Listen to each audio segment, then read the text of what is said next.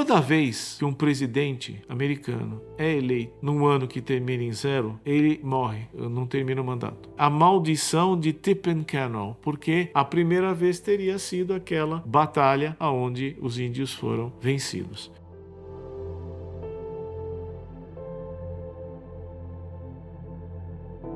Um assunto que está pegando fogo aí nas redes sociais, está pegando fogo na internet, são os comentários que estão sendo feitos sobre o atentado à vida do candidato Donald Trump, né? Candidato à presidência dos Estados Unidos. Né? E todos cada um está dando uma versão. Uns dizem que ele caiu e levantou com a orelha de sangue, outros dizem que ele levou um tiro, né? Tá uma beleza a criatividade das narrativas. Fato é que esse atentado contra o Trump nos assusta, né? Nos chama a atenção, né? Porque a imagem de uma pessoa que está lá fazendo o que ela está fazendo, jogando pelas regras que joga, e de repente, do nada, surge uma situação, uma coisa que nós chamamos obscena, uma coisa fora da cena, né? Que é um franco-atirador, ou 2 franco-atiradores.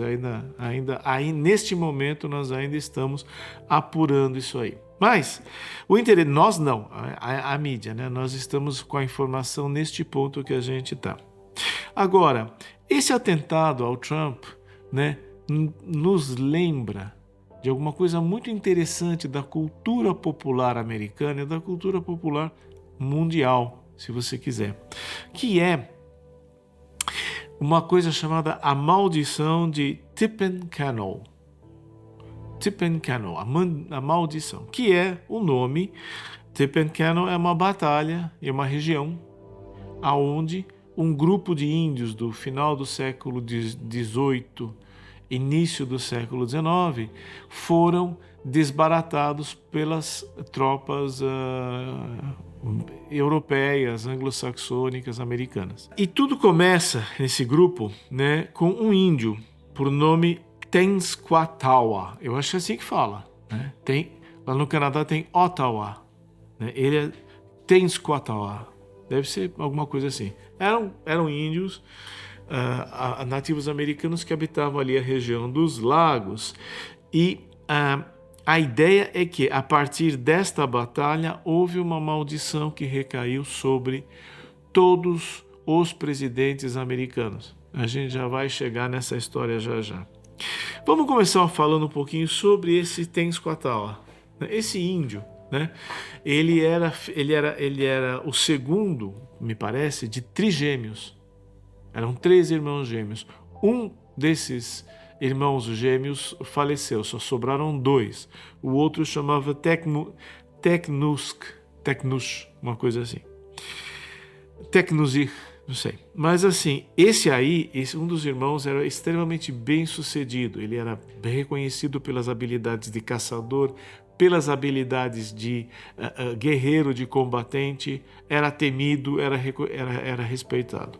Já o irmão, que é esse Tenskwatawa, ele já era um mau atleta. Ele tinha, ou melhor dizendo, ele tinha habilidades atléticas muito reservadas. Ele montava mal a cavalo, ele combatia mal, ele não era rápido, ele não era vigoroso, possivelmente até por alguma desnutrição, alguma coisa que ele experimentou sendo nascido de um parto de trigêmeos no final do século XVIII.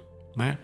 Inclusive, isso lembra muito aí uma lenda que nós temos aqui no Brasil e que em breve nós vamos explorar aqui, que é uma lenda folclórica rural que fala exatamente de um ser fantástico que confunde caçadores. Uma coisa muito bacana que em breve a gente vai falar. Para hoje nós temos o quê? Que também esse cara, por conta de um certo ostracismo, de uma certa rejeição que ele tinha na aldeia dele, ele desenvolveu o alcoolismo. E o álcool havia se tornado uma das mercadorias mais cobiçadas e mais negociadas entre os europeus e os nativos, né? E ele abusava e consumia em grande quantidade para a cultura e para a época dele. Depois, ele ainda tentou, se arriscou sendo curandeiro, sendo pajé, o curandeiro da aldeia. Só que ele teve um tremendo azar, porque na época que ele começou a fazer as curanderias, foi exatamente na época que uma virose, provavelmente a influenza, entrou ali para o Midwest, ali para o local aonde essa tribo que ele fazia parte habitava. Então, e começou, primeiro contato com influenza é letal, né? A letalidade é muito alta. Então, o que tinha de gente morrendo ali, e ele, curandeiro, coitado, ficou em descrédito, porque ele não conseguia salvar praticamente ninguém. Então nós vemos assim, que esse índio aí, né, com a sorte um pouco, né, com a genesia de anjo da guarda, né, como falam, ele acabou se juntando ao irmão dele. O irmão dele começou a encabeçar um movimento nativo, pan-americano, de resistência à dominação inglesa europeia. Esse movimento era pan-indigenista, ou seja, agregava todas as nações, tribos e clãs indígenas da época, e era pan-americana, porque pretendia se alastrar por todo o território do Novo Mundo. Então era um movimento grande, era um movimento até certo ponto assustador. Ele, o Tenskwatawa, Tawa, sei lá como é que fala. Esse cara, ele acabou se tornando o líder espiritual desse grupo. O irmão dele, gêmeo, era o líder militar, era o líder político. E ele era o mentor espiritual. E ele começou a ficar muito conhecido. E ele dava sermões, ele fazia coisas, ele dava sugestões e recomendações espirituais. Ele se tornou muito forte dentro desse movimento, que durou, a região onde esse movimento foi sediado, até hoje é conhecido como Prophet's Town, a cidade do profeta. Então foi realmente uma conclamação muito forte. Foi um chamado, uma conclamação pela etnia. Foi um negócio realmente muito forte, foi muito assustador. E aí, este movimento acabou por ser, na verdade, desbaratado. Ele foi vencido pelo então general que era o William Harrison. Esse William Harrison veio a ser, após essa batalha, após essa vitória e acabar de desbaratar esse movimento, ele acabou se tornando presidente dos Estados Unidos, né? E morreu na vigência do mandato. Então, este foi um ponto onde esse índio, que de resto foi muito pouco expressivo, a não ser durante um período de 6 anos, começou a entrar para a história, né? Na época de 1945, existia um periódico americano, uma série de livros que se chamavam Acredite se quiser, Believe It or Not. Aqui no Brasil chegou uma série de televisão com esse nome, que era um dos braços desse projeto. Esse projeto começou com livros, depois veio periódicos, depois vieram outras coisas, vieram outras produções e, por fim, uma série televisiva, onde se buscavam casos insólitos, coisas difíceis de entender ou situações inesperadas, como, por exemplo, narrar a morte de um motoqueiro que estava andando na moto de cachecol. O cachecol soltou 2 voltas do pescoço dele, prendeu na roda da moto e ele morreu estrangulado. Eles põem lá. Outra, uma moça estava namorando, estava transando com o namorado numa barraca. Aí veio um pé de vento, levantou a barraca, ela, o namorado, e eles 2 morreram. Então, esse é o tipo de material que esse Acredite se quiser, esse periódico muitas vezes trabalhava. E eles vieram com essa história, falaram, tem um padrão aí. Alguém ali teve essa ideia, provavelmente um caçador de factoides, né? Falou, toda vez que um presidente americano é eleito num ano que termina em 0, ele morre, não termina o mandato, algo do tipo. E aí usou o termo de a maldição de Tippecanoe, porque a primeira vez teria sido aquela batalha onde os índios foram vencidos. E aí começou-se a história então da maldição de Tippecanoe. Mais tarde, isso aqui, a morte do Roosevelt em 45 teria confirmado esse presságio. E daí começou a ter vulto. Aí, mais tarde, em 1960, um outro jornalista chamado Ed Koterba, esse Koterba é húngaro, me parece, com K, disse assim, que iria recair sobre isso em 1960, recairá sobre o presidente a maldição que recai sobre eles há mais de 100 anos. Vai morrer antes de cumprir o mandato.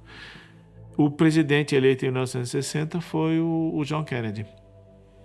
Então, aí achou-se que mais ainda começou a se emprestar crédito a essa ideia. Por fim, em 1980, alguns aqui já eram nascidos, 1980, um outro jornalista, Lloyd Shearer, fez uma referência, alegou sem referência, ele não falou qual foi a fonte dele, de que o Tenskwatawa amaldiçoou o William Harrison. Aí amarrou tudo. Uma maldição que começou depois daquela guerra. Depois teve vários presidentes aí que morreram e foram eleitos em ano terminando em 0 e por fim chegaram ao índio, a esse pajé, a esse homem medicinal que então teria sido aquele que amaldiçoou o presidente. Nota, não tem uma testemunha aí, não tem absolutamente nada, e essa história aparece em 1980. Então vejam, nós temos aqui a possibilidade de assistir a lenda urbana e como ela é construída, quer dizer, passo a passo. Não veio um ali com uma ideia sensacional e pronto, daqui para frente, dia 14 de agosto, ele teve essa ideia, falou, a partir de 15 de agosto está todo mundo seguindo a ideia dele. Não é. É lentamente. É dentro da mesma lógica da tradição oral, né, das tradições orais que nós temos aí em várias lendas e vários mitos. Né? Então, cada um, né, quem conta um conto, aumenta um ponto. Essa é uma característica da lenda folclórica, como essa, da lenda urbana e da lenda científica, que são modalidades de lenda que também vamos estar falando em breve no nosso canal. Então, nós passamos a ter a ideia então da maldição. Alguém resolveu então que os presidentes americanos eleitos no ano que termina em 0 são malditos. É uma maldição que foi estabelecida pelo pajé, profeta, lá atrás, e etc. Tá. Aí então, o que é uma maldição? Claro, todo mundo sabe, mas nós vamos falar aqui para fins de prática, para fins de entrarmos no nosso ponto de interesse aqui, que isto tem a ver com a minha vida prática imediata. Vamos lá.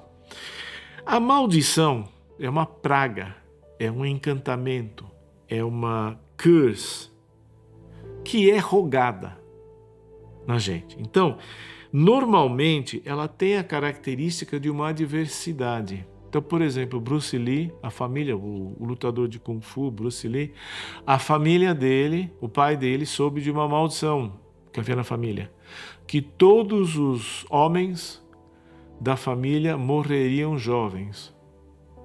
Então, quando ele teve o filho dele, Lee Jun-fan, ele pegou e falou, a maldição não vai pegar, porque eu vou botar nome de mulher nele. Tanto parece, segundo o que eu li, eu não sei ler ideograma, mas no ideograma, Lee Jun-fan, que é o nome chinês do Bruce Lee, o nome verdadeiro, na verdade, é nome de mulher. Eu conheço famílias japonesas em que há, de fato, alguns casos onde as mulheres são batizadas com o kanji, o ideograma, que é um ideograma masculino, que é muito parecido aí. Alguma coisa aconteceu, não sei. Mas o fato é que deliberadamente o pai dele fez isto e ele morreu jovem. Né? Então, assim, daí podia ter mais 15 caras que não morreram jovens, ok, mas esse um tem um peso muito maior, né? Na nossa lógica, no nosso funcionamento. O que é bom em nós, é bom que nós tenhamos esse tipo de funcionamento. Agora, a maldição, normalmente, então, é uma adversidade rogada por alguém, né? Ou sobrenaturalmente, ou politicamente, mais poderoso do que nós. Só que notem que, sobrenatural ou não, isso não vem ao caso para a gente, notem que a maldição sempre tem a estrutura, ela tem o formato de uma adversidade, de uma contrariedade que nos vence. Então a maldição ela é sempre trágica, ela sempre tem um final indesejado e é rogada, né, por alguém de maior poder do que nós. Isto colocado, vem a pergunta, tá, e aí, né, como é que o cara, vem a pergunta, o que eu posso fazer contra a maldição, aspas. E ela falou, a maldição tem um antídoto sim, aliás tem vários antídotos, né? E todos ao alcance da nossa mão. Um adolescente perguntou para o Jimmy Carter foi um outro presidente americano, perguntou para ele assim, olha, o senhor não tem medo da maldição de Tippecanoe? Você imagina, você está lá respondendo entrevistas sobre o que você pretende fazer no seu governo. Na época, o Carter, né, era democrata, tinha republicanos, era uma pressão muito grande, não era tanto tempo depois da saída do Nixon, então era um momento tenso ali. E perguntaram com essa pergunta, e a maldição de Tippecanoe, o senhor não tem medo? Ele falou assim, olha, eu não tenho medo.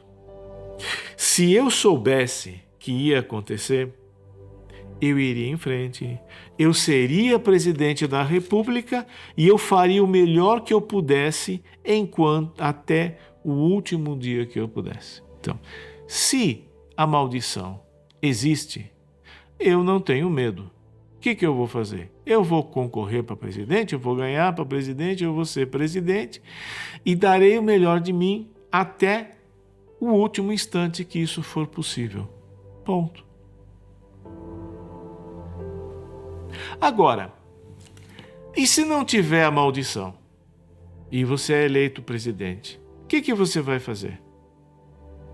Eu vou ser presidente, eu vou dar o melhor de mim todos os dias até não poder mais. Mas e se você não for eleito presidente, perder a eleição, o que você vai fazer? Eu vou dar o melhor de mim pelo tempo em que isto for possível, todos os dias possíveis até o dia que isto não for mais possível. Mas então, se você é presidente e a maldição existe, você vai dar o melhor de si até o fim. E se a maldição não existe e você for presidente? Eu vou dar o melhor de mim até o fim. E se você não for presidente? Eu vou dar o melhor de mim até o fim. E se você não se candidata? Eu vou dar o melhor de mim até o fim. E se você não é do país, é de outro lugar, você tem outra vida, eu vou dar o melhor de mim pelo tempo que for possível dar algo de mim. Este é o ponto fundamental do lidar com a adversidade, com a vida adversa, com a vida não gratificante. Por quê? A maldição é apenas um tipo de adversidade. É uma adversidade que eu suponho que foi rogada a mim por alguém que achava que é uma retaliação, que era mas é simplesmente sempre uma adversidade. E no que ela difere da adversidade que não vem pela via da praga, da maldição? Tem diferença nenhuma. Tem diferença nenhuma. Porque você vai lidar com a sua vida e você vai dar o melhor de si pelo tempo que isto for possível a você. Então não interessa o que rogaram para você. No mais das vezes, ninguém vai rogar nada. Esse aqui é a lenda, né? Esse aqui tenho a impressão, posso estar enganado, mas eu tenho a impressão que não tem mesmo. Agora, vai saber, não sei. Vai que você tem aí uma convicção, um sistema ideológico em que você acha, vê as coisas de um outro jeito. Tá perfeito. Ainda assim, você vai ter que lidar com o que quer que seja, dando o melhor possível de si pelo tempo que for possível. Guardando essa meta, guardando esta visão, guardando essa propensão, a gente vai bem. Por quê? Porque desde o momento em que nós percebemos que respiramos, e eu estou falando aqui da primeira infância, tá? Não estou falando só perceber a respiração quando pratico contemplação, não. Desde que nós percebemos nosso fôlego, nós estamos envoltos em algo indeclinável. E o que é indeclinável?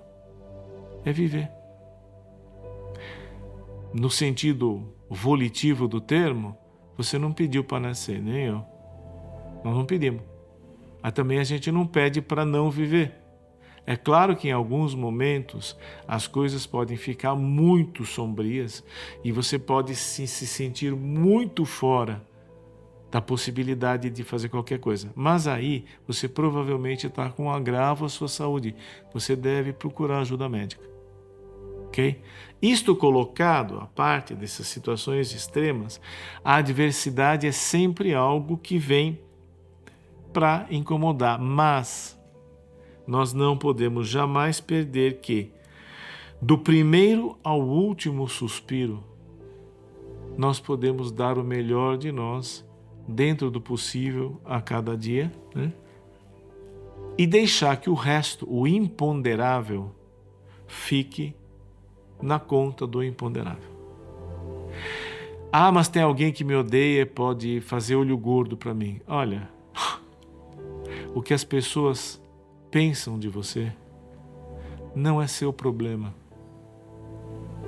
Não é seu direito saber se alguém te odeia ou não. Não é. Além de ser uma impossibilidade estrutural, né? Você fazendo isso, você só vai conseguir fazer isso delirando, ficando paranoico. Mas, além disso, você está sendo invasivo. Então eu estou aqui com a minha esposa. Aí eu quero saber o que ela pensa de mim. Gente, às vezes nem ela sabe. Não foi isso que o inconsciente trouxe como um legado cultural para a gente? Você nem sempre sabe o que se passa em si mesmo. Agora você vai querer saber o que se passa dentro da cabeça da outra pessoa. Por mais amada e por mais relevante que ela seja, existe um limite para o que você pode saber, existe um limite do que é seu direito saber. Então, preocupar-me com o amaldiçoador, talvez seja melhor deixar isso. Se tem alguém, então que alguém faça isso. Você fica no seu caminho, você fica na sua indeclinável posição, irremovível posição de um ser vivo, de uma pessoa que tem percepção e tem participação no rumo da nossa vida. Para terminar, eu diria assim, olha, existe uma diferença enorme entre você não se lançar presidente da República ou não se lançar a grandes projetos e você evitar passar na calçada do cemitério da sua cidade, porque você acha ou dizem que lá aparece assombração e etc, etc, etc. Existe uma diferença muito grande, mas do primeiro ao último suspiro, em última instância, você não precisa se preocupar com o feiticeiro, o cara que quer o mal a você. Não, claro, você tem uma convicção disso, tá? Mas em termos estruturais, não deixe de cuidar do seu quintal, cuidar da sua horta. Só assim você vai evitar de muito corvo chegar. É isso aí, espero que o vídeo tenha ajudado. Muito obrigado aí por ter acompanhado a gente até aqui e até a próxima, quando a gente vai estar voltando a falar sobre lendas, mitos e outras estruturas que norteiam e organizam a nossa vida mental, que por sua vez tem uma ligação direta com o nosso bem-estar psicológico, com o nosso desenvolvimento pessoal. É isso aí, obrigado. Não desista de si.